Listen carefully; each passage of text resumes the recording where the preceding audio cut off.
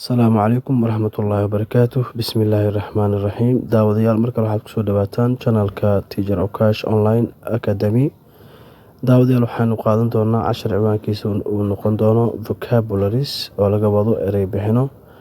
Daawada intaan sharaxaada cashirka gudagelin, fadlan haddii aad nagu cusub tahay subscribe noo taabo oo nagu soo biir. Sidoo kale muuqaalkana like noo saar si markaa meel fog uu u gaaro adigana sidoo kale muuqaalada maan soo dhigi doono ay ku soo gaaraan. Insha Allah daawada cashirkeena maanta erey bixinta waxaan tirada ku saari doonaa jawiga ama cimilada wixii la xiriira. Earth dhulka, sky cirka, cloud daruur, climate cimilo, rain roob, heaven samada, fog ceeryaamo, summer xagaay, autumn deyr, winter jiilaal, spring gu, hurricane duufaan, flood fatahaad, wind daweyl, sun qorax.